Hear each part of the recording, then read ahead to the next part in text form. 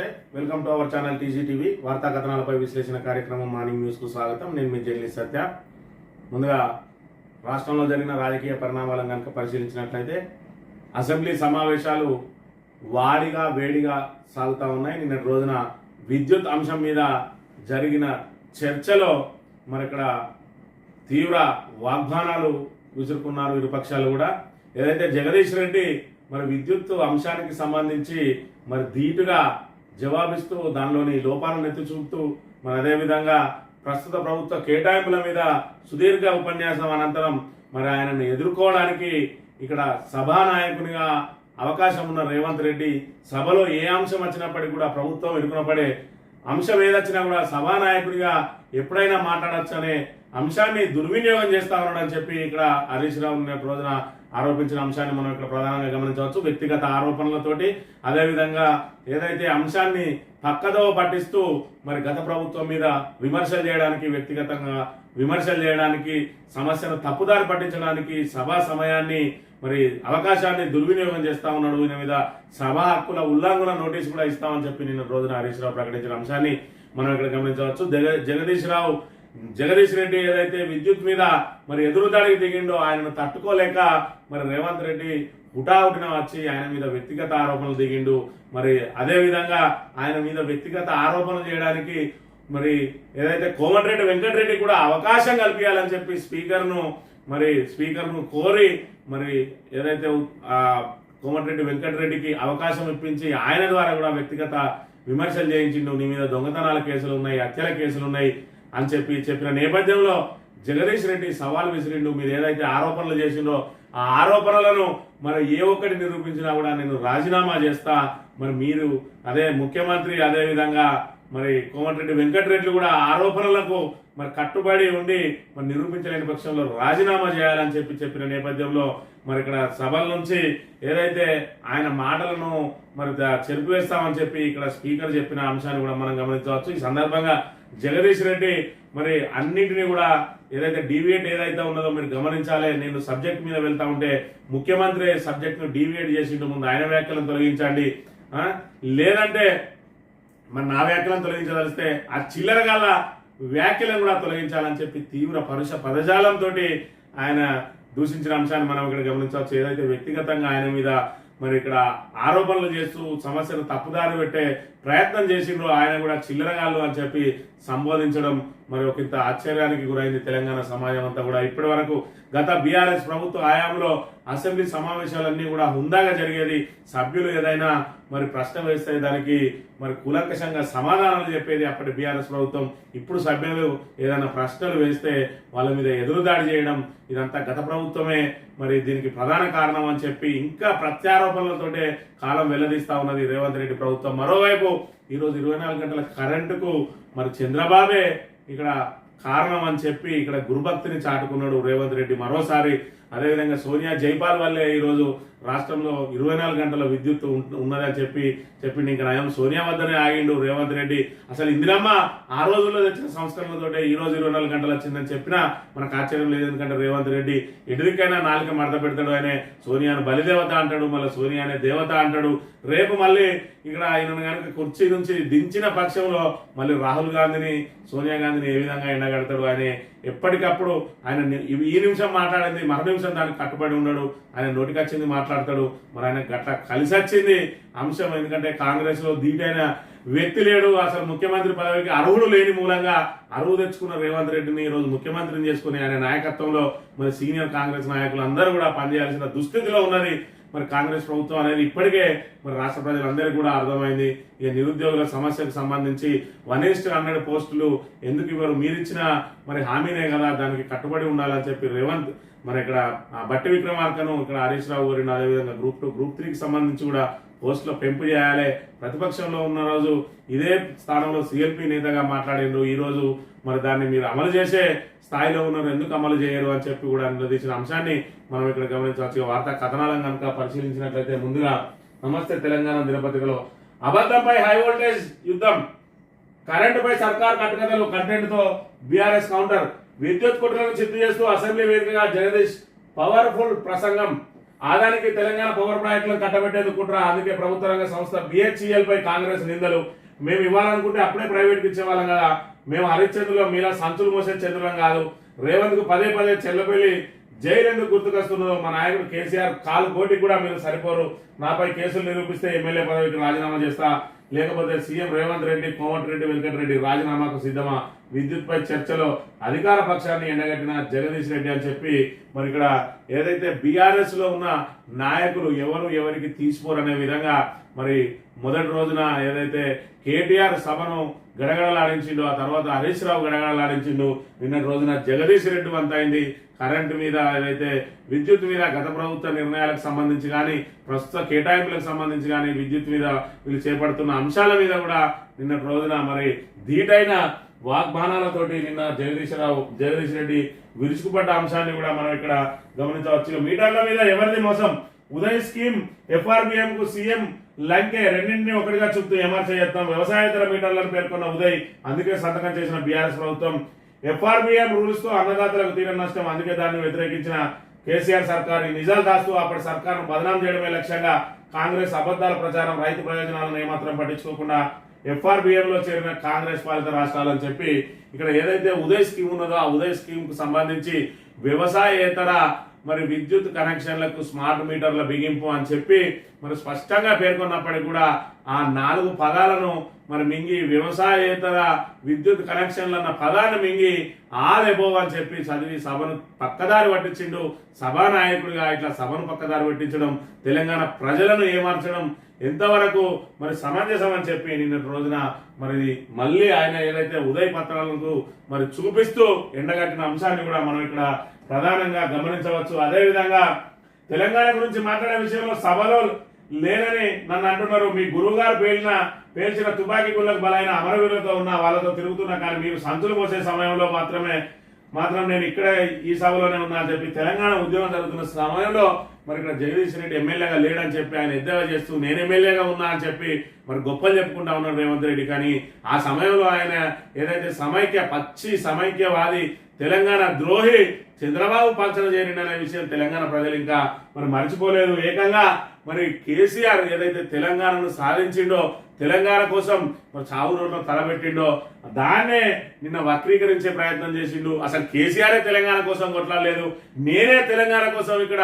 సభలో మరి నా వాదన వినిపించిన అని చెప్పి గొప్పగా చెప్పుకుంటున్నాడు రేవంత్ రెడ్డి పచ్చి సమైక్యవాది, తెలంగాణ వ్యతిరేకి, తెలంగాణ ద్రోహి, తెలంగాణ మరి ఉద్యమకారుల మీద తుపాకీ పట్టుకోపోయి రవీల్ రెడ్డిగా పేరుగాంచిన రేవంత్ రెడ్డి ఈ రోజు తనకు తానుగా తెలంగాణ ఉద్యమకారునిగా చిత్రీకరించే ప్రయత్నం చేస్తూ ఉంటే తెలంగాణ ప్రజలందరూ కూడా ముక్కున వేలేసుకొని పక్కన నవ్వుతున్న అంశాన్ని కూడా మనం ఇక్కడ ప్రధానంగా గమనించవచ్చు. ఆయన మాటలు ఏ విధంగా ఉన్నాయంటే 24 గంటల విద్యుత్తుకు ఆద్యుడు చంద్రబాబు అని చెప్పి ఇంకా చంద్రబాబు భజన మారడం లేదనే ఆయన ఇంకా టీడీపీలో ఉన్నట్టు, అదేవిధంగా ఆయన గురువు చంద్రబాబే, మరి చంద్రబాబే అన్నిటికీ కారణం అని చెప్పి ఈరోజు ఏదైతే ఎన్డీఏ ప్రభుత్వంలో మరి కీలక భాగస్వామిగా ఉన్నాడో మరి చంద్రబాబును కీర్తిస్తూ ఇక్కడ కాంగ్రెస్ మరి ఏదైతే పచ్చి బద్ద వ్యతిరేకమైన కాంగ్రెస్ లో ఉంటూ కూడా చంద్రబాబుకు ఇంకా సద్దులు మోస్తూనే ఉన్నాడు రేవంత్ రెడ్డి అనే విషయాన్ని మనం ఇక్కడ ప్రధానంగా గమనించవచ్చు.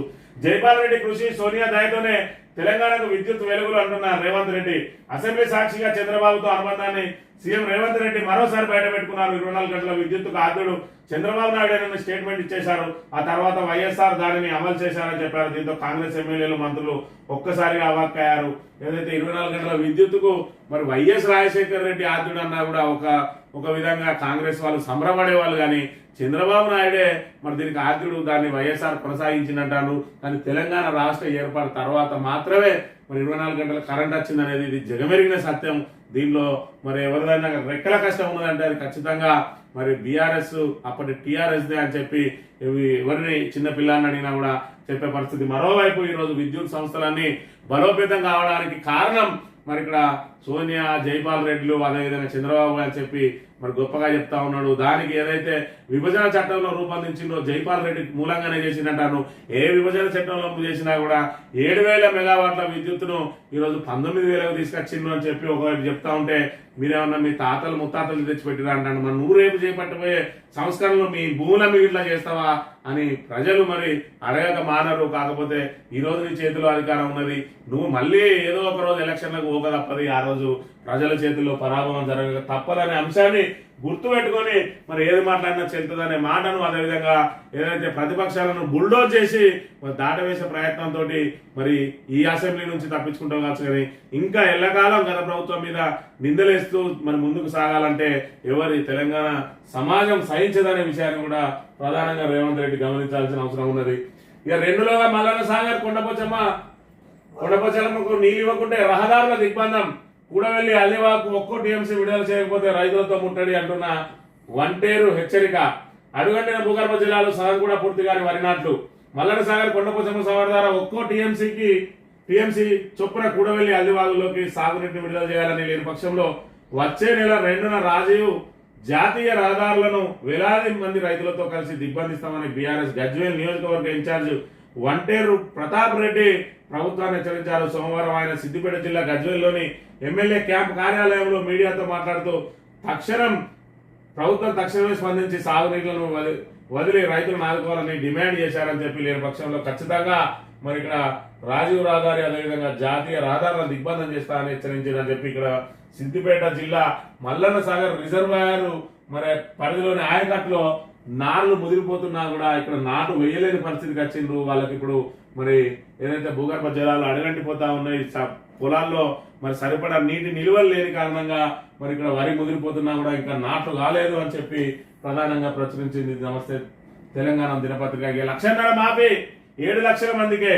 2వ దశ రుణమాఫీలోనూ భారీగా కోతలు, అర్హుల సంఖ్య తగ్గడంపై అనుమానాలు, 6,500 కోట్ల కేటాయింపుతో సందేహాలు, ఎంపిక ప్రక్రియపై తలెత్తుతున్న ప్రశ్నలు. 2 దశల్లో 18,42,000 మందికి లబ్ధి.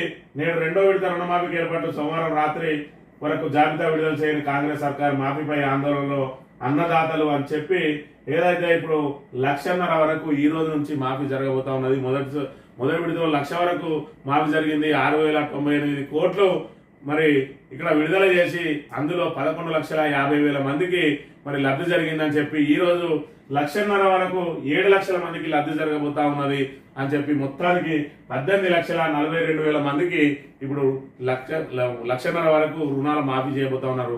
మరి మొత్తం 32 లక్షలు అన్నారు. ఇక్కడ 18 లక్షలకు పోతే ఇంకా 14 లక్షల మంది మరి 2 లక్షల లోపు ఉన్నారా అనేది కూడా అనుమానాలు వ్యక్తం అవుతున్నాయి.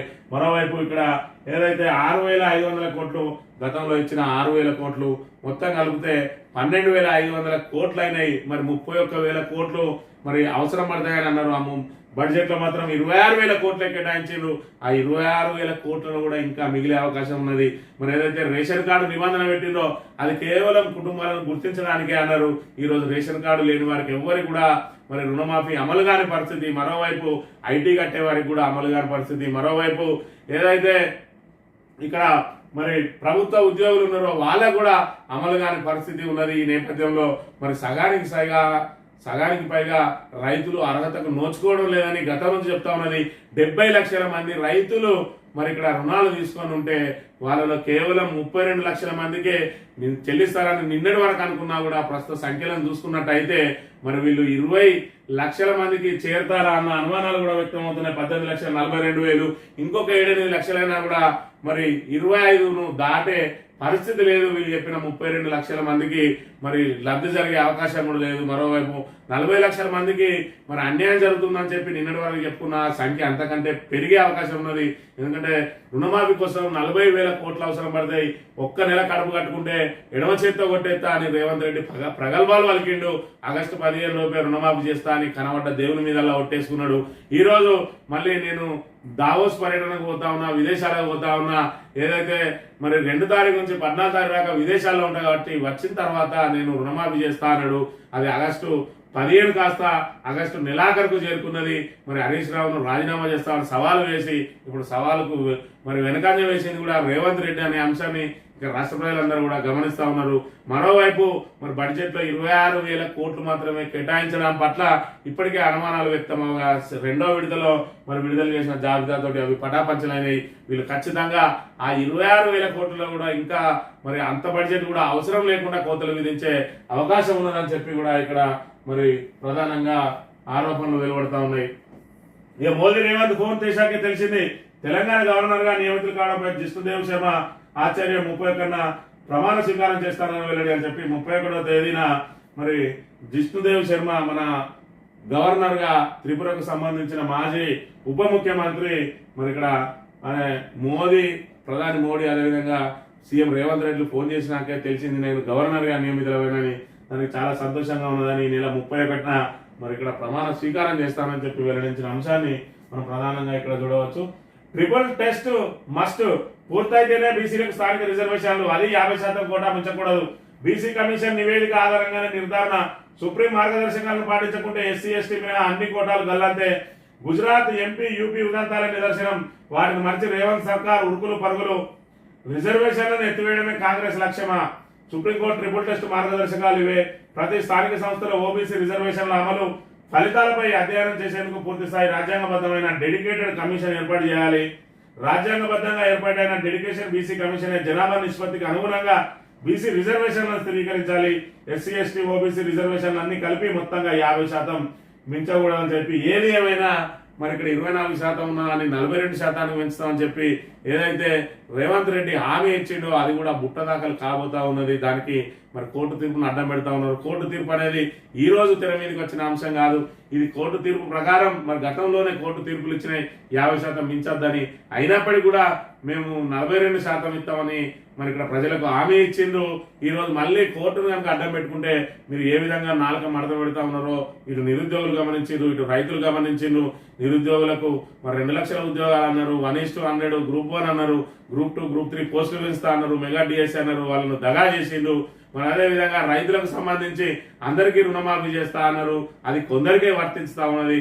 మరోవైపు రైతు భరోసా కూడా ఇప్పుడు ఎవరైతే రుణమాఫీకి అర్హులు ఉన్నారో వాళ్ళని అర్హులుగా చేసి మరి 5 ఎకరాలకు 10 ఎకరాలకు పరిమితం చేయడానికి కూడా ప్రయత్నం చేస్తా ఉన్నారు. మరి ఏదైతే అత్యాశకు వేలు రైతులు 10,000 ఎకరానికి 10,000 వచ్చే రైతులు రేవంత్ రెడ్డి వస్తే 15,000 వస్తాయి కదా అని అత్యాశకు పోయి ఇక్కడ బొక్కబోర్లా పడ్డరు. అదేవిధంగా పెన్షనర్లు కూడా బొక్కబోర్లా పడ్డరు. 2,000 వచ్చే పెన్షన్ 4,000 వస్తుందని వాళ్ళు బొక్కబోర్లా పడ్డరు. మరి మహాలక్ష్మి పథకం ద్వారా 2,500 వస్తుందని చెప్పి మహిళలందరూ ఆశపడ్డారు. వాళ్ళు కూడా బొక్కబోర్లా పడ్డ పరిస్థితి. ఇట్లా అందరినీ మరి ఏ విధంగా మోసం చేసిందో కాంగ్రెస్ ప్రభుత్వం ఒక్కొక్కటిగా మరి వెలుగులోకి వస్తున్న అంశాన్ని మనం ఇక్కడ ప్రధానంగా గమనించవచ్చు. అదే ప్రకారం ఈరోజు స్థానిక సంస్థల్లో బీసీ రిజర్వేషన్ల కోసం ఆశపడ్డ బీసీలు కూడా బొక్కబోర్లో పడక తప్పని పరిస్థితిని మనం ఇక్కడ గమనించవచ్చు. పోలీసుల జులుమైంది. రాత్రి 11 తర్వాత నేనే రోడ్లపైకి వస్తా, యువకులను ఎట్లా కొడతారో చూస్తా, ఫ్రెండ్లీ పోలీసులు కాదని చెప్పుకునే స్థాయికి వెళ్లారు. లాండ్ ఆర్డర్ పూర్తిగా గాడి తప్పింది. సర్కార్పై అసెంబ్లీలో అక్బరుద్దీన్ ఓవైసీ నిప్పులు ప్రతి ఠాణాకు మామూలు వెళ్తున్నాయని ఆరోపణలు చెప్పి ఏదైతే హైదరాబాద్ ప్రతిష్ట మరి దిగజార్చే విధంగా శాంతి భద్రతలను అదుపు చేయాల్సిన పోలీసులు విఫలమై మరి ఇక్కడ 11 తర్వాత అసలు రోడ్ల మీదనే ఎవరు ఉండద్దని చెప్పి ఆంక్షలు విధించారు. దానికి అధికారికంగా మరి సర్కులర్ జారీ చేయడానికి ప్రయత్నించగా ప్రజల నుంచి వచ్చిన విమర్శల నేపథ్యంలో అలాంటిది ఏమి లేదని చెప్తూనే మరి 11 తర్వాత రోడ్ల మీదకి వస్తే వీరంగం చేస్తా ఉన్నారు పోలీసులు. మా దగ్గర ఫ్రెండ్లీ పోలీసింగ్ కాదు, మరి ఖచ్చితంగా రోడ్ల మీద దిగితే కొడతాం బాజాప్తా అని చెప్పి చెప్తా ఉన్నారు. మరి 11 తర్వాత నేనే రోడ్ల మీదకి వస్తా, ఏ విధంగా కొడతారో చూస్తా అని చెప్పి అక్బరుద్దీన్ నిన్న సవాల్ విసిరిండు. వాళ్ళకు ఇటీవలే దగ్గరైన మిత్రపక్షంగా మారిన మరి ఎంఐఎంఏ తీవ్రంగా విరుచుకుపడతా ఉన్నది పోలీసు వ్యవస్థ మీద. మరి ఇక్కడ ఏదైతే పోలీసు వ్యవస్థ దిగజారిపోయింది అని చెప్పి వీళ్ళు జులుమైంది అని చెప్పి ప్రశ్నించిన పరిస్థితిని మనం ఇక్కడ గమనించవచ్చు. అదేవిధంగా సీఎం రాజ్యమేలుతున్న అశాంతి అభద్రత హత్యలు గ్యాంగ్ రేపులు ఆందోళన కలిగిస్తున్నాయి. అసెంబ్లీలో మాజీ మంత్రి సవితా ఇంద్రారెడ్డి అని చెప్పి హత్యలు గ్యాంగ్ రేపులు మరి అదేవిధంగా అశాంతి అభద్రత ఉన్నది. పోలీసులు ఏం చేస్తా ఉన్నారు? కేవలం ప్రతిపక్షాలను అణచివేయడానికి మాత్రమే పోలీసులు పనిచేస్తా ఉన్నారు, కానీ ప్రజల కోసం శాంతి భద్రతల పరిరక్షణకు పనిచేయడం లేదు అని చెప్పి నిన్నటి రోజున ఆమె మరి ఇక్కడ నిలదీసిన పరిస్థితి మనం గమనించవచ్చు. అసెంబ్లీలో సీఎం పై సభా హక్కుల నోటీసులు ఇస్తాం, రేవంత్ సభను తప్పుదో పట్టిస్తున్నారు, పదవులను విసిరిపెట్టిన చరిత్ర మాది, పదవుల కోసం పెదవులు మూసుకున్నది వారు, రేవంత్ ఉద్యమంలో ఎక్కడ పాల్గొన్నారు, బీఆర్ఎస్ పని ఎప్పటికీ అయిపోదు, ఎల్ఆర్ఎస్ పై ఇచ్చిన మాట నిలబెట్టుకోండి, మీడియాతో ఇష్టాగోష్ఠిలో హరీష్ రావు అని చెప్పి మరి ఇక్కడ సీఎం మీద సభా హక్కుల నోటీస్ ఇస్తాం. ఏదైతే తాము అడిగిన ప్రశ్నలకు సమాధానం చెప్పాల్సింది పోయి మరి ఇక్కడ సభానాయకునిగా ఆయన ఏ సమయంలోనైనా స్పందించే మరి అవకాశాన్ని ఆయన దుర్వినియోగం చేస్తా ఉన్నాడు, బుల్డోజ్ చేస్తా ఉన్నాడు, వ్యక్తిగత ఆరోపణలకు దిగుతా ఉన్నాడు, గత ప్రభుత్వం మీద విమర్శలు చేస్తూ దాని నుంచి పారిపోయే ప్రయత్నం చేస్తా ఉన్నాడు, సభను తప్పుదో పట్టిస్తా ఉన్నాడు. కాబట్టి ఆయన మీద సభా హక్కుల నోటీస్ ఇస్తామని చెప్పి నిన్న రోజున మీడియాతో మాట్లాడుతూ చెప్పారు హరీష్ రావు గారు. అదేవిధంగా సోమ్ డిస్టిలరీ నుంచి కాంగ్రెస్ కు 1.8 కోట్లు. ఆ కంపెనీ కల్తీ బీర్లు తాగి చాలా మంది మరణించారు. మధ్యప్రదేశ్ మాజీ సీఎం నుంచి ఇక్కడ సీఎం కు డైరెక్షన్. ఆర్టీసీలో చెలో మొబిలిటీకి ఆఫ్లైన్ టెండర్ ఎలా ఇచ్చారు? ఈ 2 కంపెనీలపై హౌస్ కమిటీతో విచారణ చేయాలి. అసెంబ్లీలో బీఆర్ఎస్ ఎమ్మెల్యే పాడి కౌశిక్ రెడ్డి డిమాండ్ అని చెప్పి ఏదైతే వివాదాస్పద సోమ్ డిస్టిలరీ ఉన్నదో మరి కొత్త బీర్ల కంపెనీ బీర్లను ప్రవేశపెట్టారు. దీని మీద మరి పెద్ద దుమారమే రేగింది. మరి ఏదైతే ముందుగా జూపల్లి కృష్ణారావు గారు మరి 5,000 కోట్ల కుంభకోణం జరిగిందని చెప్పి ఇటు ప్రధాన పత్రికలు అదేవిధంగా ప్రతిపక్షాలు ఆరోపించిన నేపథ్యంలో ఆయన ప్రెస్ మీట్ పెట్టి మరి మేము ఎవరికి అనుమతి ఇవ్వలేదని చెప్పిండు. ఆ తర్వాత సోమ్ డిస్టిలరీ మరి అక్కడ స్టాక్ ఎక్స్చేంజ్ లో నమోదు చేసుకున్నది. మాకు తెలంగాణ నుంచి అనుమతి వచ్చిందని చెప్పి స్టాక్ ఎక్స్చేంజ్ లో నమోదు చేసుకున్న తర్వాత ఈ విషయం వెలుగు చూడడంతో మళ్ళీ ఆయన ప్రెస్ మీట్ పెట్టి అది తనకు తెలియకుండానే జరిగిందని బివరేజెస్ కార్పొరేషన్ డైరెక్ట్ గా మరి ఇక్కడ ఒప్పందం చేసుకున్నదని కూడా చెప్పిండు. ఆ తర్వాత అనేక విమర్శల నేపథ్యంలో మళ్ళీ సర్కారు వెనక్కి తగ్గి వాటి అనుమతులను రద్దు చేస్తున్నట్టు ప్రకటించింది. మరి వాటి అనుమతులు రావడం వెనుక ఇక్కడ కాంగ్రెస్ కు అధికారికంగానే 1,80,00,000 వాళ్ళు మరి ఇక్కడ 40 ఫండ్ గా ఇచ్చిండ్రు. ఇంకా అనధికారికంగా మరి ఎంత ఇచ్చిండ్రో ఆలోచించండి. మరి దీని మీద విచారణ చేయండి. అదేవిధంగా ఆర్టీసీలో చెలో మొబిలిటీకి సంబంధించి ఆఫ్లైన్ టెండర్ ఎందుకు ఇచ్చిండ్రు? ఈ రెండింటి మీద విచారణ చేయాలి, హౌస్ కమిటీ వేయాలని చెప్పి ఆయన డిమాండ్ చేసిన పరిస్థితిని మనం ఇక్కడ గమనించవచ్చు. తెలంగాణ దినపత్రిక విషయానికి వస్తే నిరూపిస్తే ముక్కునేలకు రాస్తా తనపై కోమటిరెడ్డి ఆరోపణలకు జగదీష్ రెడ్డి సవాల్. కేసీఆర్ సత్యహరిచంద్రుడే, రేవంత్ లా సంచులు మోసే చంద్రుడు కాదు. నేను ఇక్కడ ఉన్నప్పుడు రేవంత్ సంచులు మోసిండు. ముఖ్యమంత్రికి స్ట్రాంగ్ కౌంటర్ ఇచ్చిన మాజీ మంత్రి నల్లగొండపై ఏడుపెందుకు? కృష్ణా కడపలలో థర్మల్ ప్రాజెక్టులు పెట్టినప్పుడు ఏమైంది? అక్కడ మీ బాసులు ఉన్నారన్న. అభివృద్ధి వికేంద్రీకరణ జరిగితే ప్రాంతీయ అసమానతలు ఉండవు. దేశంలో అసమానతలు చూశాం కదా. ఉదయ్ పథకంలో 27 రాష్ట్రాలు చేరాయి. మాకంటే ముందే కాంగ్రెస్ రాష్ట్రాలు అందులో ఉన్నాయని చెప్పి అసెంబ్లీలో నిన్నటి రోజున జగదీష్ రెడ్డి వాగ్బానాలకు సంబంధించిన అంశాలను ప్రధానంగా ప్రచురించింది. ఇక్కడ 2 విషయాలు గమనించవచ్చు. ఒకటి, తెలంగాణ ఉద్యమం జరుగుతున్నప్పుడు జగదీష్ రెడ్డి ఎక్కడ ఉన్నాడో అని చెప్పి నిన్నటి రోజున రేవంత్ రెడ్డి ప్రశ్నించిండు. ఆయన అసెంబ్లీలో తెలుగుదేశం పక్షాన ఉన్నాడు. మరి ఎమ్మెల్యేగా లేడు కాబట్టి ఈయన మీద మరి ఇక్కడ ఏదైతే వ్యంగ్యంగా మాట్లాడిన అంశాన్ని మరి ఇక్కడ ఏదైతే మీ సమైక్యాంధ్రుల చేతుల్లో మరి మరణాల పాలవుతారో అమరవీరుల వెంట నేనున్నా అని చెప్పి ఆయన ధీటుగా సమాధానం ఇచ్చిండు. అదే విధంగా నేను ఇక్కడ ఉన్న రోజు నువ్వేమో సంచులు మోస్తున్నావు అని చెప్పి మరి ఓటుకు నోటు కేసు అంశాన్ని మళ్ళీ బయటకు తీసుకొచ్చిండు. అదే విధంగా రేవంత్ రెడ్డి మరి నల్లగొండలో థర్మల్ ఎక్కడ ఉన్నదని చెప్పి నల్లగొండలో థర్మల్ పవర్ ఏర్పాటు చేసిండు అని అంటే మరి గత ప్రభుత్వం కాంగ్రెస్ ప్రభుత్వ హయాంలో రాజశేఖర్ రెడ్డి మరి కడపలో పెట్టిండు కదా థర్మల్ ప్లాంట్. అదేవిధంగా కృష్ణాలో థర్మల్ ప్రాజెక్టు పెట్టిండు. మరి ఏదైతే థర్మల్ పవర్ ప్రాజెక్టు పెట్టిండో మరి అక్కడ బొగ్గు నిల్వలు ఎక్కడ ఉన్నాయి? కనీసం కృష్ణాలో నీళ్ళన్నీ ఉన్నాయి, కడపలో నీళ్లు కూడా లేవు కదా. మరి ఆ రోజు ఇప్పుడున్న మంత్రుల్లో సగం మంది ఎగేసుకుంటూ రాజశేఖర్ రెడ్డి ఏమని వెళ్ళిండు. మరి ఆ రోజు ఎటువైంది మీ తెలివి? ఇక్కడ మరి ఎక్కడ బొగ్గు నిక్షేపాలు ఉంటే అక్కడనే పెట్టాలని కాదు, ఏదైతే వికేంద్రీకరణ జరగాలి అనే ఉద్దేశంతో నల్గొండలో పెట్టినాం. నల్గొండ తెలంగాణలో భాగం కాదా అని చెప్పి ఆయన ధీటుగా ప్రశ్నించిన అంశాన్ని కూడా మనం ఇక్కడ గమనించవచ్చు. గ్రూప్ 1 కు సంబంధించి గ్రూప్ 1 పై సరికొత్త అనుమానాలు. స్థానికుల అవకాశాలకు గండి కొడుతున్న ప్రభుత్వం నాన్ లోకల్స్ కోసమే అప్లికేషన్ గడువు పెంచిందన్న అభ్యర్థులు గత ప్రభుత్వ అప్లికేషన్ లో మీరు భారత పౌరుల తెలంగాణకు చెందిన వారా అన్న ఆప్షన్లు 2 ఉండేవి. రేవంత్ సర్కార్ అప్లికేషన్ లో కనిపించని తెలంగాణకు చెందిన వారా అన్న ఆప్షన్. ఇది దేనికి సంకేతం అంటున్న నిరుద్యోగులు నాన్ లోకల్స్ కోసమే ఆప్షన్ తీసేశారన్న ఆరోపణ.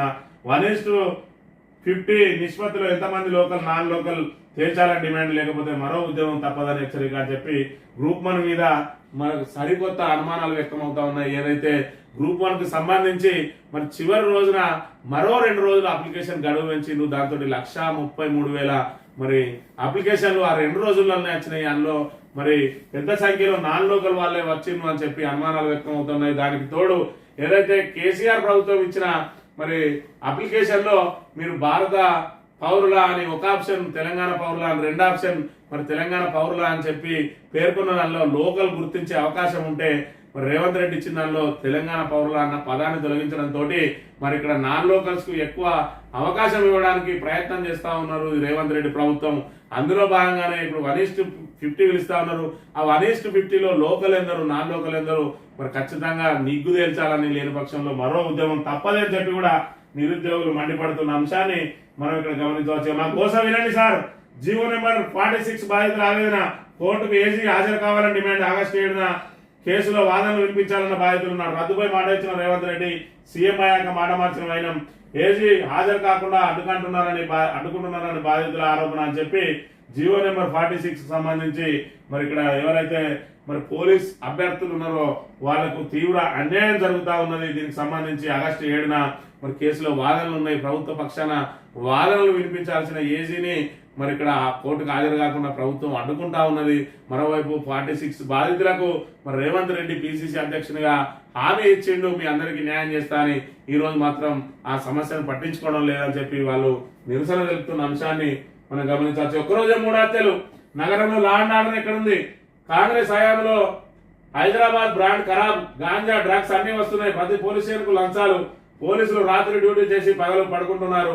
పగలు నేరాలు జరుగుతున్నాయి. అసెంబ్లీలో అక్బరుద్దీన్ ఓవైసీ కామెంట్ అని చెప్పి మరి అర్ధరాత్రిలో ఏదైతే 11 తర్వాత వాళ్ళని రోడ్డు మీదకి రాకుండా ఏదైతే అడ్డుకుంటున్నారో మరి వీళ్ళు రాత్రిళ్ళు పని చేసుకుంటూ పగలు మరి ఇళ్లలో వండుకుంటా ఉన్నారు. పగలే ఇవన్నీ జరుగుతూ ఉన్నాయి. ఇక్కడ రాష్ట్రంలో ఒకటే రోజు నగరంలో 3 హత్యలు జరిగినాయి. మరి గాంజా, డ్రగ్స్ అన్ని కూడా వస్తా ఉన్నాయి. అవన్నీ పోలీసులకు తెలిసేస్తున్నాయి. పోలీసులు లంచాలు తీసుకుంటారని చెప్పి మరి తీవ్ర వ్యాఖ్యలు చేసిండు ఇటీవల మిత్రపక్షంగా కలిసిన ఎంఐఎం కాంగ్రెస్ మీద. సీతక్కకు నాలెడ్జ్ లేదు. అసెంబ్లీలో ఎమ్మెల్యే పాడి కౌశిక్ రెడ్డి అసెంబ్లీ సమావేశంలో మంత్రి సీతక్క ఎమ్మెల్యే పాడి కౌశిక్ రెడ్డి మధ్య మాటల యుద్ధం నడిచింది. ట్రాన్స్పోర్ట్ అంశంపై వాడి వేడి చర్చ జరిగింది. మహిళలకు ఉచిత బస్సు ప్రయాణంలో ఆటో డ్రైవర్లు ఇబ్బంది పడుతున్నారని అన్నారు. కాంగ్రెస్ మేనిఫెస్టోలో ఆటో డ్రైవర్లకు 12,000 ఇస్తామని పెట్టారని, కానీ బడ్జెట్ లో కనీసం 12 రూపాయలు కూడా పెట్టలేదని ఆగ్రహం వ్యక్తం చేశారు. రాష్ట్రంలో దాదాపు 6 లక్షల మంది ఆటో డ్రైవర్లు తీవ్ర ఇబ్బందులు పడుతున్నారని తెలిపారు. వారిని ఆదుకునేందుకు కనీసం ప్రతి నెల 10,000 సాయం చేయాలని చెప్పి డిమాండ్ చేశారు. అయితే మంత్రి సీతక్క కలగేసుకుని మహిళలకు ఫ్రీ బస్ వల్ల మీకు కలిగిన నష్టం ఏంటని అడిగారు. ఆటో వాళ్ళ కోసం బీఆర్ఎస్ ప్రభుత్వం ఏం సహాయం చేయలేదని చెప్పి ఆరోపించారని, ఇక్కడ ఏ సభ్యుల నుంచి ఏ ప్రశ్న వచ్చినా కూడా వీళ్ళు తిన్నగా సమాధానం చెప్పరు. ఏదైతే ఆటో డ్రైవర్లు 12,000 ఇస్తా అన్నారు కదా, బడ్జెట్లు ఎందుకు పెట్టలేదంటే మీరేమి ఇచ్చిండ్రు అని చెప్పి అడుగుతారు. వాళ్ళు ఏమి ఇవ్వలేదనే వాళ్ళని ప్రతిపక్షంలో కూర్చుని మీరు అన్ని ఇస్తా అని చెప్పి మరి ప్రజలను నమ్మబలికిండ్రు. ఆటో డ్రైవర్లకు 12,000 ఇస్తారని నమ్మబలికిండ్రు కదా. మరి ఏదైతే ఫ్రీ బస్సు వల్ల ఆటో డ్రైవర్లకు ఇబ్బంది కలుగుతుందని చెప్పి మీకు తెలిసే వాళ్ళకి 12,000 ఇస్తా అన్నారు. ఆ 12,000 సంవత్సరానికి అంటే నెలకు 1,000, ఆ నెలకు 1,000 ఏ మూలకు మొదలు కాదు. అయినప్పటికీ ఆ ఇస్తాన 1,000 కూడా ఇక్కడ దిక్కులేని పరిస్థితి. ఇదేది అని అడిగితే మీరేం చేసిరని అడుగుతా ఉన్నారు. వీళ్ళు ఇంకా ఎదురుదాడి తప్ప మరి వీళ్ళు ఇస్తా అన్న దానికి సమాధానాలు చెప్పడానికి మాత్రం సిద్ధంగా లేరు. మరి ఇక్కడ తప్పించుకోపోవడానికే ప్రయత్నం చేస్తా ఉన్నారు. అసెంబ్లీ ఎప్పుడెప్పుడు ముగుస్తుందా, ఎప్పుడు బయటపడదామా అని చెప్పి కాంగ్రెస్ మంత్రులందరూ కూడా ఎదురు చూస్తున్న పరిస్థితిని మనం ఇక్కడ గమనించవచ్చు. ఇక నీ ఇంట్లోకి వెళ్ళి ఇస్తున్నావా, పెన్షన్ రాకపోవడంతో వృద్ధుల ఆందోళన అని చెప్పి 2 నెలలుగా పెన్షన్లు రావడం లేదని వృద్ధురాలు ఆవేదన వ్యక్తం చేసింది. సంగారెడ్డి జిల్లా చోటుకూరు మండలం శివంపేట గ్రామంలో ఏపీజీబీ బ్యాంకు వద్ద సోమవారం పింఛన్ల కోసం వృద్ధులు వికలాంగులు పడిగాపులు కాశారు. ఈ సందర్భంగా వృద్ధురాలు మాట్లాడుతూ 2 నెలలుగా పెన్షన్ రావడం లేదన్నారు. మొదట 2 నెలలు ఇవ్వకుండా బంద్ పెట్టారని, తర్వాత నెల ఇచ్చారని చెప్పారు. ఇప్పుడు పెన్షన్ ఇవ్వక మళ్ళీ 2 నెలలు అవుతుందని, మరి ఇంట్లోకి వెళ్ళి ఇస్తాను ఆ ప్రభుత్వం మరి ఇప్పటికే 4,000 ఇస్తా అని చెప్పిన కనీసం ఆ 2,000 కూడా దిక్కులేదని చెప్పి మరి ఇక్కడ పండుటాకులు నిరసన వ్యక్తం చేస్తున్న అంశాన్ని కూడా మనం ఇక్కడ గమనించవచ్చు. మాకు మంత్రి పదవి ఇవ్వాలి, సీఎం కలిసిన మాదిగ ఎమ్మెల్యేలు అని చెప్పి మరి ఇక్కడ ఏదైతే మాదిగలకు మరి ఇక్కడ ఒక్క మంత్రి పదవి కూడా ఇవ్వలేదు. ఖచ్చితంగా మాకు కూడా మంత్రి పదవి ఇవ్వాలని చెప్పి నిన్న మాదిగ సామాజిక వర్గానికి సంబంధించిన కాంగ్రెస్ ఎమ్మెల్యేలందరూ కూడా రేవంత్ రెడ్డిని కలిసి మరి మాకు మంత్రి పదవి ఇవ్వాలి, మాదిగలకు మంత్రి పదవి కేటాయించాలని కోరిన పరిస్థితిని మనం గమనించవచ్చు. సాక్షి దినపత్రిక విషయానికి వస్తే మరి పవర్ మీద జరిగిన అంశానికి సంబంధించి ప్రధాన వార్తను ప్రచురించింది. ఇక సాగర్ వైపు కృష్ణమ్మ పరుగులు 879.3 అడుగుల వద్ద 184.7 టీఎంసీలకు చేరిన నిల్వ. ప్రాజెక్టు 3 గేట్లు ఎత్తి 76,056 క్యూసెక్ల నీరు దిగువకు విడుదల. నాగార్జున సాగర్ ప్రాజెక్టులోని గంటకు పెరుగుతున్న వరద. మరి సాగర్ వైపు కృష్ణమ్మ పరుగులు అని చెప్పి మరి ఇక్కడ 879 అడుగుల వద్ద 184 టీఎంసీలకు ఆల్రెడీ నిల్వ చేరింది. దాని నిల్వ సామర్థ్యం మరి దాటిపోతున్న ధరమిలా 3 గేట్లను ఎత్తి మరి నీటిని బయటికి వదిలేస్తాను. అదేవిధంగా శాంతిస్తున్న గోదావరి ప్రాణహిత ఇంద్రావతి శబరిలో వరద తగ్గుముఖం. భద్రాచలం వద్ద 42.9 అడుగులకు తగ్గిన నీటి మట్టం అని చెప్పి ఇప్పటికే బీఆర్ఎస్ మరి ఇక్కడ గగ్గోలు పెడతా ఉన్నది. ఒకవైపు ప్రాణహిత మరి వరద తగ్గే అవకాశం ఉన్నది, మరి వరద వస్తున్నప్పుడే దాన్ని పైకెత్తిపోయాడు అని చెప్పి మరి ఇక్కడ ఆల్రెడీ పెడచెవిన పెడతా ఉన్నది. ఏదైతే ప్రభుత్వం ఇప్పటి వరకు కూడా పైకెత్తిపోయడానికి ససెమినా అంటున్నది. మరి గోదావరి నుంచి మరి దిగువకు నీరు రావడం లేదు, ఎల్లంపల్లికి మరి సరిపడా నీళ్లు లేవు, ఇంకా మరి మల్లన్న సాగర్, కొండపోచమ్మ సాగర్, అనంత సాగర్ లాంటి, అనంతగిరి లాంటి మరి ఇప్పటి వరకు కూడా నింపలేదు. మరి రాబోయే రోజుల్లో ఇబ్బందులు తప్పకపోవచ్చు. మరి ఇక్కడ ప్రభుత్వం ఇలాగే పెడిసేమ పెడతా అనే అంశాన్ని మనం ఇక్కడ గమనించవచ్చు. రెండో విడత రుణమాఫీకి సంబంధించిన అంశాన్ని ప్రధానంగా ప్రచురించింది. బీజేపీ విప్గా విశ్వేశ్వర్ రెడ్డి, లోక్సభలో బీజేపీ విప్గా చేవెళ్ల ఎంపీ కొండా విశ్వేశ్వర్ రెడ్డిని ఆ పార్టీ అధిష్టానం నియమించింది. డాక్టర్ సంజయ్ జైస్వాల్ ను పార్టీ చీఫ్ విప్ గా నియమించగా విశ్వేశ్వర్ రెడ్డితో పాటు మరో 16 మందికి లోక్సభలో విప్పులుగా అవకాశం కల్పించిందని చెప్పి మన తెలంగాణకు సంబంధించిన మరి కొండా విశ్వేశ్వర్ రెడ్డికి విప్పుగా అవకాశం వచ్చింది. మరి కేంద్ర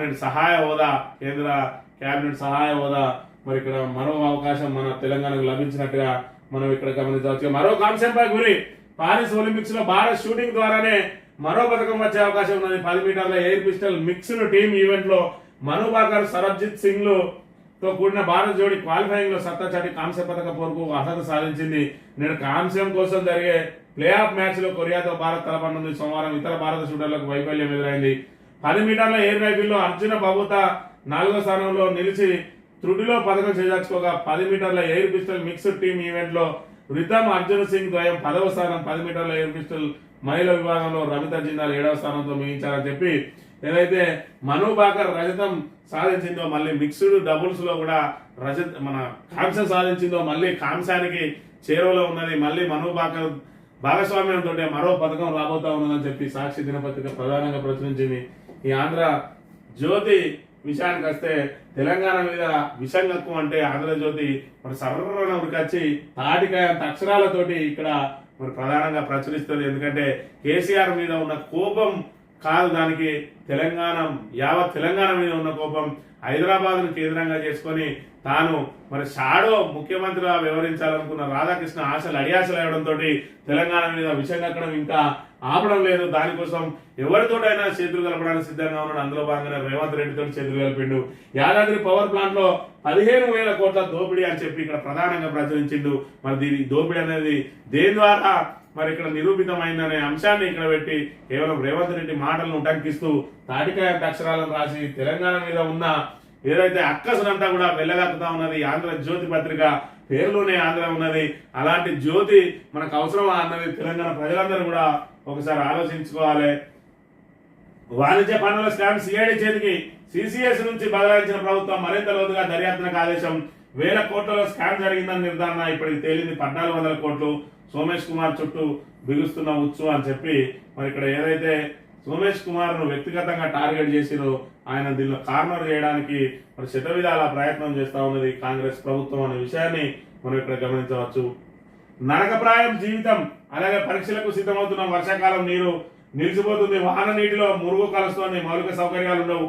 ఇది అధికారుల నిర్లక్ష్యమే. సివిల్స్ అభ్యర్థుల మృతి నేపథ్యంలో సుప్రీంకోర్టు చీఫ్ జస్టిస్ కు ఢిల్లీ విద్యార్థి లేఖ. విచారణ కమిటీ ఏర్పాటు చేసిన కేంద్రం 10 లక్షల పరిహారం భవన యజమాని, 5గురు అరెస్టు. గ్యాస్ ఛాంబర్ల కోచింగ్ సెంటర్లు అంటున్న మరి ధన్గఢ్ సివిల్స్ అభ్యర్థుల మృతిపై ఎంపీల ఆందోళన.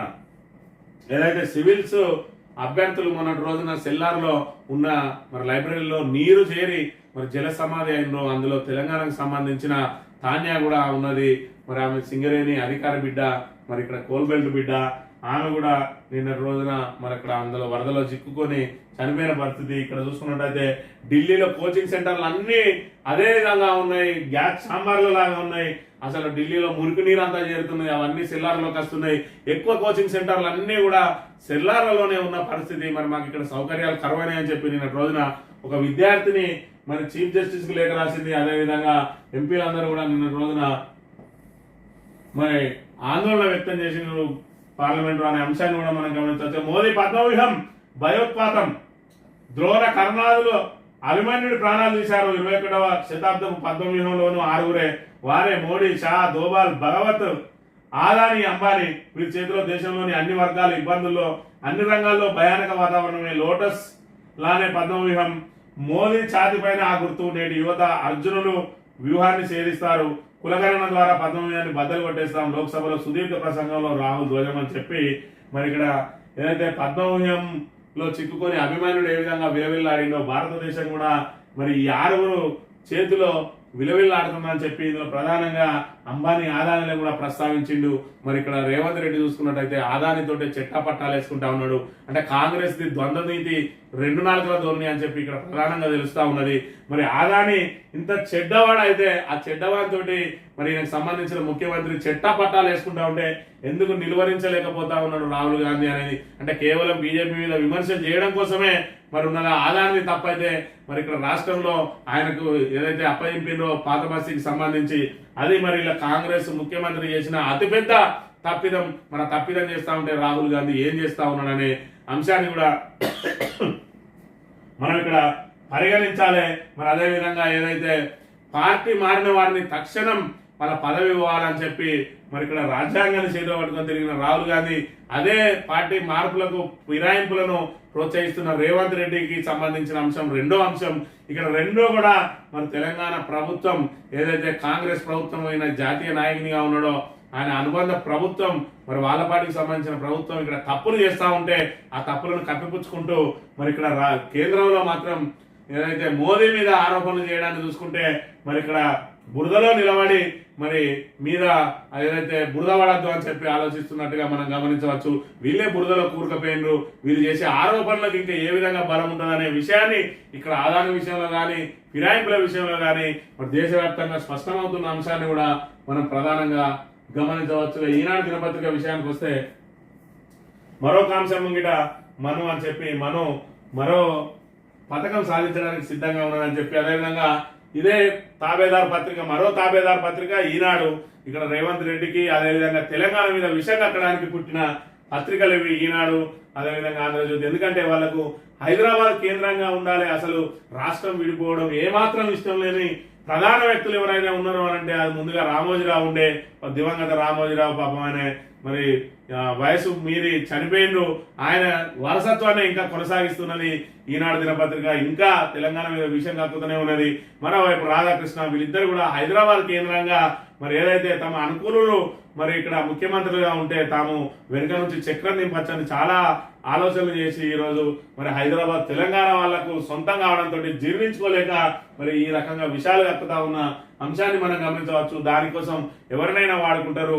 మరి ఇక్కడ రేవంత్ రెడ్డిని ఆయన మాటలను మరి ఇక్కడ పెద్ద పెద్ద అక్షరాలుగా చేసి ఇక్కడ తెలంగాణ మీద మరి విషయం కక్కుతూ తెలంగాణ ప్రతిష్టను దిగజార్చడానికి పత్రిక ప్రయత్నం చేస్తూ ఉంటే మరి తన వంతుగా రేవంత్ రెడ్డి కూడా వారికి సహకారం అందిస్తున్న విషయాన్ని మనం గమనించవచ్చు. ఇక విద్యుత్ ప్లాంట్ల నిర్మాణంలో కుంభకోణం అని వీళ్ళు రాస్తే మన అది జ్యోతి పరంగా చూసుకున్నట్టయితే ఏకంగా 15,000 కోట్ల దోపిడీ అని చెప్పి రాసిన అంశాన్ని మనం వాడు కుంభకోణం అంటాడు, వాడు దోపిడీ అంటాడు. ఏదేమైనా తెలంగాణ మీద మాత్రం వీళ్ళకి అక్కేది విషయమే. ఇకనైనా ఈనాడు అదేవిధంగా ఆంధ్రజ్యోతి విషయంలో తెలంగాణ ప్రజలు కొంచెం అప్రమత్తంగా ఉండాలి అనే విషయాన్ని మనం ప్రధానంగా గమనించాలి. రెండో విడత రుణమాఫీ నిధులు జమ నేడే అని చెప్పి మరి కేవలం 6,500 కోట్లు మాత్రమే ఇచ్చి చేతులు తిప్పుకోవడానికి ప్రయత్నం చేస్తా ఉన్నది. ఇక సర్కారు బడిపై అపనమ్మకమే అని చెప్పి తగ్గుతా ఉన్నది. మరి ఇక్కడ ఏదైతే విద్యార్థుల సంఖ్య అని చెప్పి మరి ఇక్కడ తెలంగాణ ప్రభుత్వంలో ఇప్పుడు ఏదైతే కాంగ్రెస్ ప్రభుత్వం వచ్చిందో దాని తర్వాత మరింత దిగజారిపోతున్న అంశాన్ని కూడా మనం ప్రధానంగా గమనించవచ్చు. 19లో అభిమన్యుల దేశము అని ఈయన చెప్పిన అంశం మరి ఆశాస్పదంగా ఉన్న విషయాన్ని కూడా మనం గమనించాలి. రోడ్ నెంబర్ 44 గుంతల సంగతి మాకు తెలియదు. చిత్రంలో కనిపిస్తున్నది కాశ్మీర్ నుంచి కన్యాకుమారి వరకు ఉన్న 44వ జాతీయ రహదారి. నిత్యం వేల వాహనాలు రాకపోకలు సాగించే ఈ రహదారిపై ఆదిలాబాద్ జిల్లా బట్టి సావర్గర్ వద్ద ఏర్పడిన గుంతలు ప్రమాదకరంగా మారినాయని చెప్పి మరి రహదారులకు సంబంధించిన దుస్థితి మరి ఈ విధంగా మరమ్మతుల కోసం గుంతలు తవ్విరు. మరి దాని నిండా నీళ్లు నిలిచి మరి వాహనదారులు ప్రమాదానికి గురవుతున్నా కూడా రోజుల తరబడి దాన్ని మరమ్మతులు చేయకుండా నిర్లక్ష్యం వహిస్తున్నారని చెప్పి ప్రధానంగా ఇక్కడ వార్తను ప్రచురించింది. ఇక వెలవెలబోతున్న చెరువులు మత్తడి పోసింది 3,000 తటాకాలే 5 జిల్లాల్లో ఇంకా లోటు వర్షపాతం అని చెప్పి ఇక్కడ ప్రధానంగా వార్తను ప్రచురించింది. నీళ్లు లేక వెలవెలబోతున్న ఈ చెరువు మహబూబ్ నగర్ జిల్లా మిర్జిల్లోనిది. దీని కింద 250 ఎకరాల ఆయకట్టు ఉంది. ప్రస్తుత వానాకాలంలో ఇప్పటి వరకు చుక్క నీరు రాలేదు. ఈ మండలంలో 9 నోటిఫైడ్ చెరువులతో పాటు చిన్నతరాలు కలిపి 25 ఉన్నాయి. మొత్తం 2,500 ఎకరాల ఆయకట్టు ఉండగా 2 చెరువులకు మాత్రమే నీళ్లు చేరాయి. కల్వకుర్తి ఎత్తిపోతల పథకం కాలువ నుంచి కూడా కొన్ని చెరువులకు నీళ్లు అందాల్సి ఉంది. దీంతో ఇప్పటికే నారు పోసుకున్న రైతులు చెరువులు ఎప్పుడు నిండుతాయని ఎదురు చూస్తున్నా చెప్పి మొత్తంగా మరి 34,800 చెరువులు ఉంటే ఇందులో మరి మత్తడి దుంకుతున్న చెరువులు కేవలం 3,000 మాత్రమే ఉన్నాయి. మరి 75 నుంచి 100% ఉన్నాయి 5,900, 50 నుంచి 70% ఉన్నాయి 3,700, 25 నుంచి 50% ఉన్నది 6,600, మరి 25% లోపులు ఉన్నాయి 15,600. 15,600 ప్లస్ 6,600 వేసుకుంటే 22,200 చెరువులు మరి నీటి మట్టంలో మరి అత్యల్ప నీటి మట్టంతో ఉన్నాయి. ఇక్కడ మరి చెరువులన్నింటినీ గొలుసుకట్టు చెరువులను నింపాల్సిన బాధ్యత ప్రభుత్వం మీద ఉన్నది. మరి వర్షాలతోటి నిండాలి, లేదంటే మరి కాళేశ్వరం జలాలతోటి నింపాలి. మరి కాళేశ్వరం జలాలను ఎత్తిపోయడంలో వీళ్ళు వహిస్తున్న నిర్లక్ష్యం మూలంగా ఈరోజు ఇన్ని చెరువులు మరి ఇక్కడ ఎండిపోతున్న పరిస్థితి. ఇక్కడ ఈనాడు మరి దీన్ని ప్రభుత్వానికి లెంక పెట్టకుండా ఇదేదో వాన లేదా వరుణుడి మరి ప్రాబ్లం, ఇది వరుణుడే తప్పు చేస్తా ఉన్నాడు అన్నట్టుగా మరి వరుణుడి మీద తోసేసే ప్రయత్నం చేసింది. పూర్తిగా కూడా కాళేశ్వరం జలాలతో మరి ఇందులో సగానికి ఎక్కువగా చెరువులు నింపే అవకాశం ఉన్నప్పటికీ కూడా ప్రభుత్వం నీటిని ఎత్తిపోయడంలో మరి ఇక్కడ నిర్లక్ష్యం వహించడం మూలంగా ఈ రకంగా జరుగుతున్న అంశాన్ని మనం ప్రధానంగా గమనించవచ్చు. ఇది ఈరోజు రాష్ట్రంలో నెలకొన్న పరిస్థితి. మరోవైపు ప్రాణహిత మరి వరదలు కూడా తగ్గుతున్నాయి. అయినప్పటికీ కూడా ప్రభుత్వం ఇప్పటి వరకు కూడా మొద్దు నిద్ర వీయడం లేదు. ఎల్లంపల్లి ద్వారా మాత్రమే నీటిని పైకెత్తిపోస్తా అంటున్నారు. ఎల్లంపల్లి ద్వారా ఎత్తిపోయాలంటే దిగువకు గోదావరి జలాలు రావాలి. అక్కడ మహారాష్ట్ర ఎక్కడికక్కడ ఆనకట్టల ద్వారా నీటిని నిల్వ చేసుకున్నది. ఆ నీటి నిల్వలు దాటి వాళ్ళ మరి ఏదైతే నిల్వ సామర్థ్యం దాటిన తర్వాతనే మనకు నీళ్ళు వచ్చే అవకాశం ఉన్నది. అది ఇప్పట్లో జరిగే పరిస్థితి లేదు. కాబట్టి వృధాగా పోతున్న ప్రాణహిత జలాలను ఒడిసిపట్టుకోవడంలో కాంగ్రెస్ ప్రభుత్వం విఫలమైంది. ఈరోజు ఖరీఫ్లో కూడా రైతులు తీవ్ర ఇబ్బందులు ఎదుర్కొనే అవకాశం ఉన్నది. రాబోయే రోజుల్లో మళ్ళీ తాగునీటికి కటకట ఏర్పడే అవకాశం కూడా ఉన్న అంశాన్ని ప్రధానంగా ప్రస్తావిస్తూ ఇది ఈరోజు మార్నింగ్ న్యూస్. తిరిగి రేపు కలుద్దాం. Thank you very much.